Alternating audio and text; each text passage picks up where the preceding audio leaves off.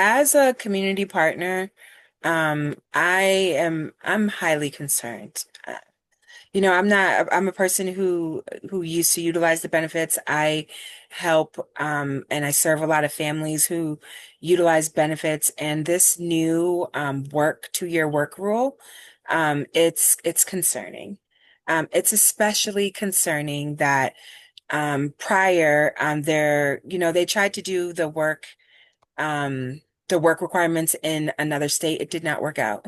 They just ended up dropping it altogether, right? So we know by proof of other systems, not under fire, but just trying to utilize a new system, that it doesn't work. And the things that I'm concerned about is previously there was a protection for disabled people and veterans, meaning they did not fall under the regulations of the work rule or other rules that were happening in order to receive benefits.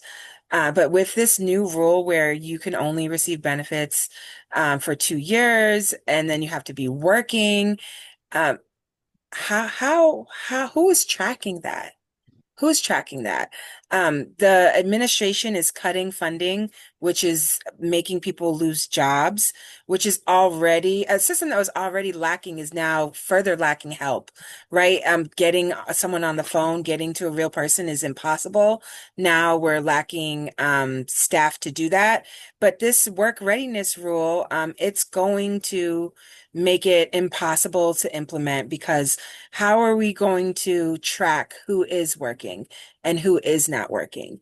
And how are we going to require veterans and disabled people to work? Life is already a challenge for them.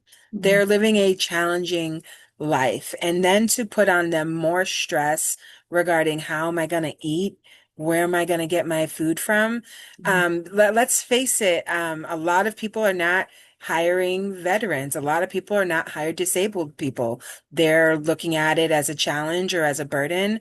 And let's be very honest, a lot of veterans that came, from a time period where mental health was not a focus, where resources were not available. So there's a lot of substance abuse or addiction or unsheltered or mental health issues, Mhm. or records, police records. A lot of our veterans have police records. And I'm not saying it's based on the help that was not available to them when they came out of such a traumatic environment.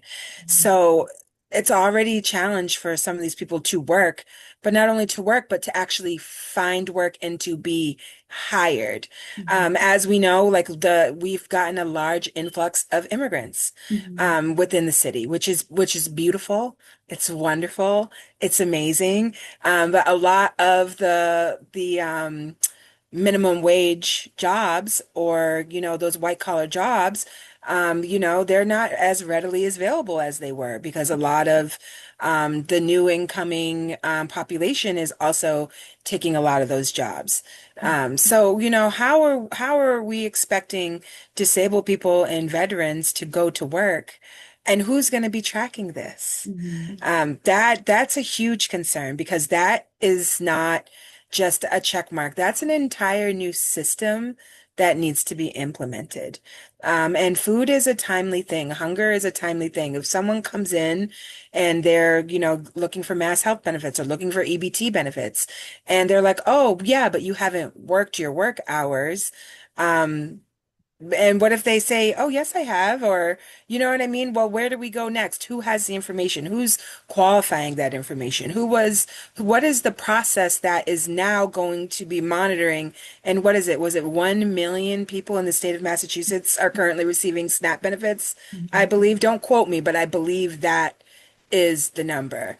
Um, so we're expecting during time of budget cuts and people getting laid off and people getting fired within our federal and state jobs, to now be able to put people in place to track the work of 1 million EBT people receiving EBT in the state of Massachusetts.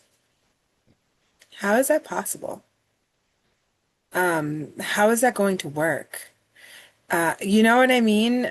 It's scary. It's concerning. As a person who is readily, able to work and all of that. Um, it was already difficult for me when I had to use benefits, even though I was out there like aggressively trying to look for work, or like I said, heal from my car accident. I was run over by a car, which put me in a situation where I could no longer work, and then I needed benefits. So where does that leave people?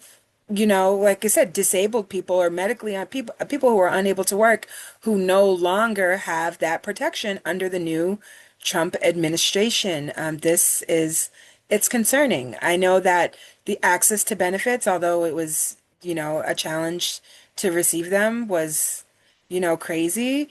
But how is that going to affect everybody?